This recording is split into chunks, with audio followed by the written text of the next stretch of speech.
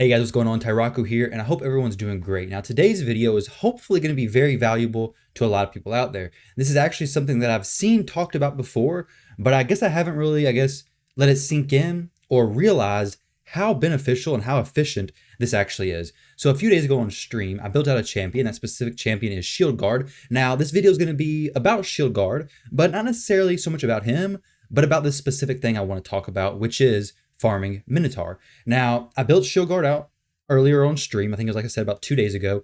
And he's probably the champion I got asked the most questions about. Why are you building him? Now, I originally built him out to farm Nightmare Campaign. I have a brutal campaign farmer. I use Fellhound. He farms it super quick, but I've never really invested into a Nightmare Campaign farmer. And now that I've used Shieldguard, he's consistent enough, I guess, but there's still failure rates. I don't love that. I'm pretty sure there's a failure rate. It's very, very sketchy, and I will show you guys how it works, but I don't know if I'm going to use him for that. The main reason why I built him, though, originally was to farm Minotaur by himself. So I'll take him into Minotaur's lair, Minotaur dungeon, whatever it's called. I don't know the specific name of it, but I'll take him in there alongside 4 champions, preferably level 1 6-star champions who don't have any masteries complete, and let him farm their masteries over the course of several days, because it's going to cost about 8,000 energy to get that done. Now, if you look at my champions, I have a lot of 6-star champions who don't have their masteries fully complete. And I can almost guarantee it, a lot of you are in the same situation. Before, what I was doing, like, you can see all these masteries, like I have masteries on a lot of champions, but there's a lot of champions who don't have them.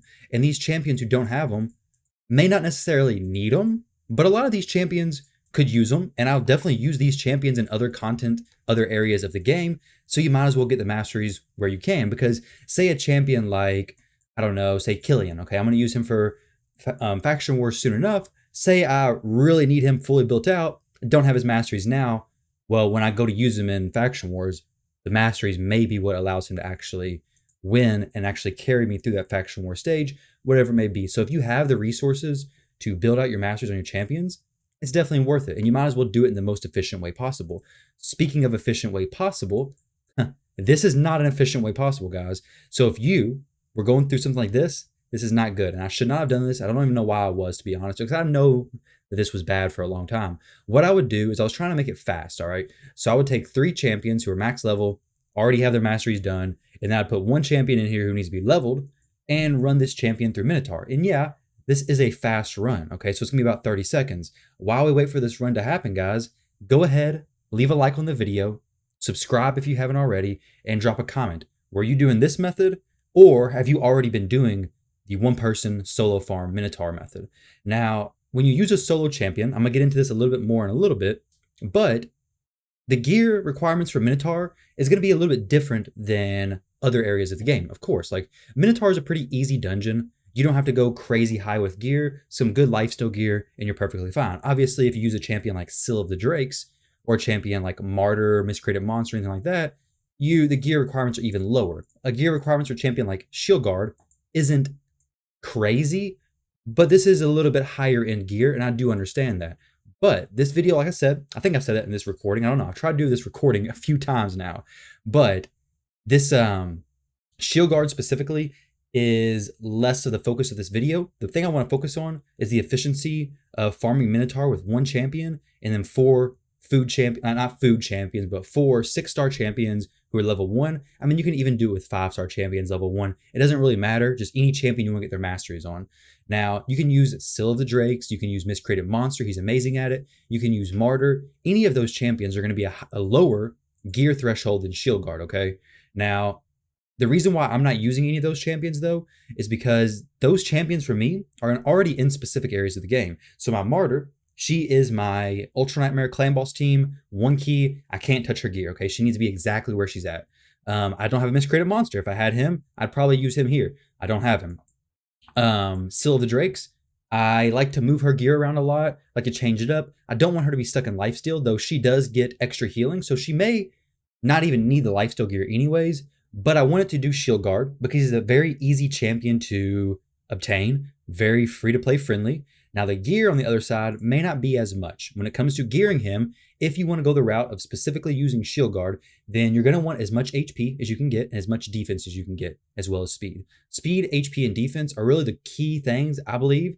I think you can do this with less crit rate, though his ability 2 does fill his turn meter by 20% on each critical hit. So you want this to be as close to 100% as possible. Now, when you're doing his A2 ability, you're going to be attacking, I believe, 4 or 5 enemies, all right? So your chances of landing crits is very, very high.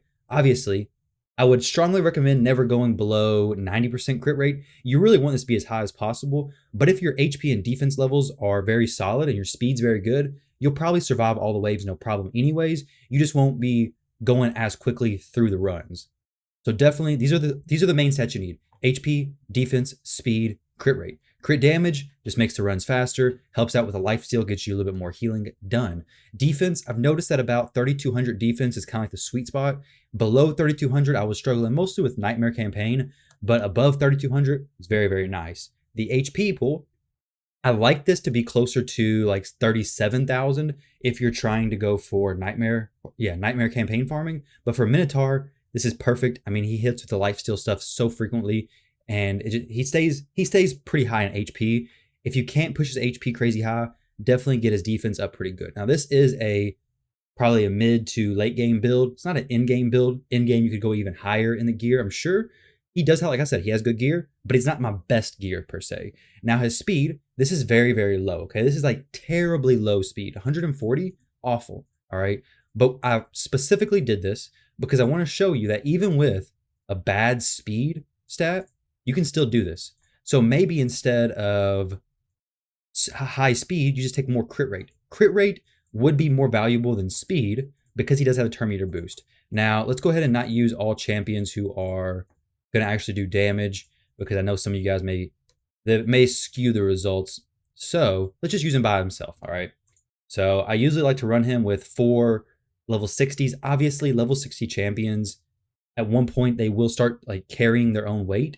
So you don't really have to worry about, hey, Shieldguard's not soloing every time, but these champions will pick up some of the slack, especially if you have them geared even a little bit.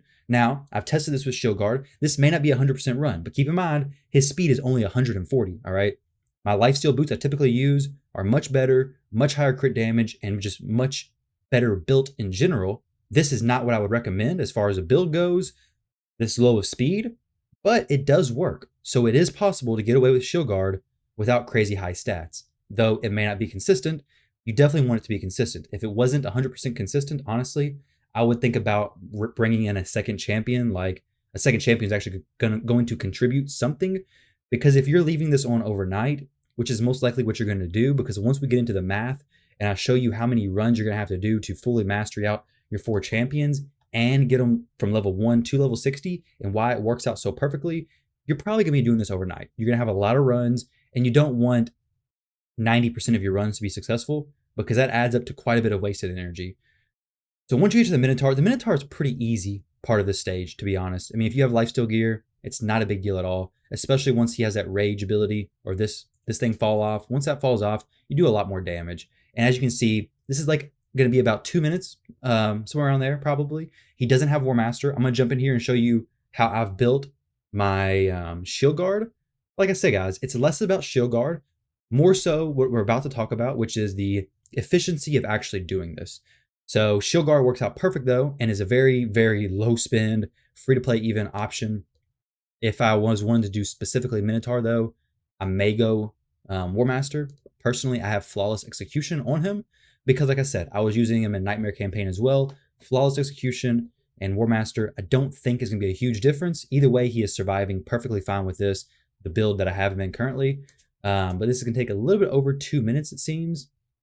But, I mean, there was really, on the waves, there was a few parts where it was a little bit sketchy, but overall, not too bad. But the thing is, this takes it back to what I was talking about. If you don't have 100% crit rate and you're slow, then you're not going to get that turn meter boost from that A2 as frequently.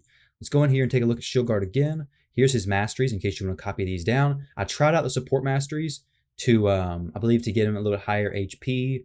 And, it was this ability. This is what I was really wanting. Doesn't work out that great. I do like defense masteries much, much more. You get reduced damage from crit crit hits, reduced damage when enemies attack you. This retribution is very crucial. And then these abilities over here, I like this build so far, so good. Like I said, you can go War Master or Flawless Execution. I've seen both work well. I did go Helm Smasher for a little bit. Didn't seem to work great, even with a little bit higher gear threshold. A little bit more RNG. Flawless Execution is a little bit more consistent. So let me put his boots back on him. Like as you can see here, I got no silver. So maybe I should do a guide on how to farm Spider and actually get some silver. But I don't think you guys would trust me because I'm broke, apparently. But hey, we got a Spider event coming up tomorrow, so I'm going to be farming some Spider for sure. And until then, we need to farm some Masteries. All right, now, 180 speed, so 40 more speed than we had, more crit damage, and much more, 6%? No, 5%. 5% more crit rate. He had 3%, 93% earlier. So very good build on Shieldguard. Now, let's look at this image I was wanting to talk about, guys. So this is from a Reddit post.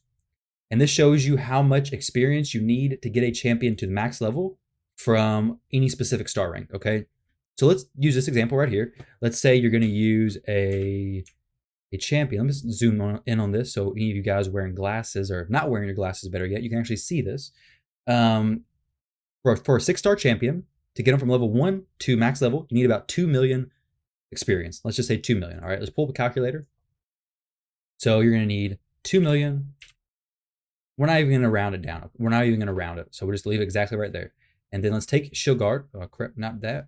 We'll take him in here with these 4 champions. These ones are the ones I'm actually working on getting their masteries complete. Like I said, they are going to contribute to the battle a little bit because they do have gear on, which does help. But this just makes it even go a little bit quicker. Nothing wrong with this. These champions obviously aren't all level 1. So some of them are finished their levels out sooner than others, but their masteries are all pretty empty. Now, keep in mind, whenever you're running dungeons, whenever you're running any content in this game, there is a set number of experience for that stage, all right? So let's just use this as an example. For Minotaur, there's, let's say, 10,000 experience, okay? If you have 2 champions running, that's going to be 10,000 experience. Each champion's going to get 50% of that experience, all right? And then if you had 10,000 experience, but you had 3 champions running, each champion's going to get about 33% of that experience. So it just keeps spreading out. What that is, whether the champion is max level or if the champion's level 1. It doesn't matter. All the champions get an even split of the experience. So when you have 5 champions running in here, you have a much better split of about 20% experience per champion, which means Shieldguard, even though he's max level, isn't getting that much experience as compared to if it was just him running alongside one other champion. Now, I understand this may not be practical for a lot of people because most of the time you don't have 4 champions you need to get masteries on and that are level 1 and 6-star. I understand that, of course.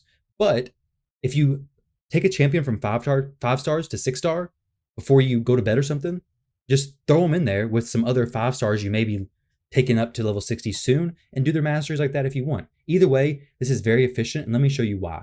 So each one of these champions got 4,152 experience. So let's pull out this calculator and let's do some math. So we'll divide this number by 4,152. So each run is so it's gonna take us 484 runs. We'll just call it 484 runs to get a champion from level 1 to level 60. All right, guys, let me go ahead and open up a notepad right here. If the math looks weird at any point of this, definitely let me know. But I think this is all gonna be pretty accurate. So 484 runs to get from 1 to level 60, all right? 484 runs total. Each run costs 14 energy, as you can see, assuming it's Minotaur 15. So it's gonna be 484, and we're gonna multiply that by 14. So 484 times 14, that's 6,776 energy, right? So about 6,776 energy. Now, a pretty common knowledge thing is that Minotaur takes about 2,000 energy to get full scrolls. All right. So if you need about 2,000 energy to get full scrolls, to get your champion's masteries from brand new to max masteries, so with that knowledge, 2,000 times 4 champions, each one needs max scrolls. That'd be about 8,000 energy you would need. 2, 4, 6, 8,000 energy. So to get for our runs to get from level 1 to level 60, we're gonna need 6,000 energy. But to fully master our champions, we're going to need about 8,000 energy. So basically what's happening is you need more energy anyways to get your masteries fully complete. There's not a very big difference between this number and like the difference between those two. So simply, you're being very, very efficient by just throwing these 4 champions in there, getting everything done. You're actually doing a little bit overkill as far as the experience needed. You're doing extra runs, but you're making sure all your champions get full masteries. All your champions are going from level 1 to level 60. If you were to do this and say, take them in the campaign, level them up to level 50, which is what I would do for a long time, and then run them in Minotaur, you're wasting that energy from campaign. And then you're doing some still in Minotaur, and it's just a very big waste of energy that's going on here. But if you do it this method, you only need about 8,000 energy. Sometimes you're going to need a little bit more. Sometimes you're going to need a little bit less. But in general, it's commonly accepted that about 2,000 energy takes your champion from no masteries to full masteries. Let's talk about how many gems this would be if you wanted to go ahead and just say gem out all of this. Now, an energy refill, let's assume your max level is about 130 energy. Well, it is 130 energy, no about to it. So if you're going to need 8,000 energy, you're going to need, divide this by 130, which is each energy refill. You'll need 61 energy refills. So we'll say 62 times 40 gems apiece. So you're going to need about 2,480 gems if you wanted to fully mastery all 4 champions. And let's say if you want to do those same thing, but you want to just purchase all the masteries on those 4 champions. So if you just purchased the masteries on all your champions, all 4 of those champions, you're going to be spending 3,200 energy, 3,200 gems, sorry, about 3,200 gems just to purchase those masteries on those 4 champions. With this, if you're just strictly gemming this out completely, you're using your Shieldguard to run all your champions masteries. You're getting them from level 1 to level 60 and full masteries. This is an amazing deal. Level 1 to level 60 and full masteries as compared to outright purchasing the masteries, which is 3,200 gems straight off the bat, and then you have to still level them up. So 16 minutes into the video, guys, hopefully, well, I guess 18 minutes into the video, hopefully this makes sense and helps you out. I wanted to go ahead and give all the information in the beginning so that this would hopefully be better as far as transitioning into doing this. But I think this is an incredible method. Obviously, you can see how much you're actually saving doing this. And this is just a rough outline of the math. Obviously, it would take a lot of runs to actually see the true average because these scrolls do average out quite a bit. And I mean, there's a big range between 6 and 12. And if your champion only needs 1 scroll at the very, very end, they're only going to get 1 scroll. So fewer runs where only 1 scroll is given to a champion is going to be a lot more expensive than runs where it's perfectly divided out. But this is just averages taken. So guys, if you have the gems, if you have the energy, which is what, about 8,000 energy, go ahead and do this. Build up a Shieldguard. I think the value that he brings far outweighs the possible lack of usage you'd use him in other areas of the game. So if you can make sense of it, definitely do it. And it doesn't even have to be Shieldguard. Like I said, Scyl of the Drakes, miscreated monster, any champion who has some sort of survivability, some sort of consistent AoE abilities can definitely solo Minotaur. Honestly, most champions who have AoE abilities, put them in lifesteal gear, they can probably solo Minotaur. So hopefully this video helps you out, guys. I know I'm going to love doing this. So much cheaper than the other route of leveling and then mastering separately. So hopefully you guys enjoy it. Like I said, feel free to click one of the videos about to pop up. Thank you all very much for watching, and I'll catch you in the next one.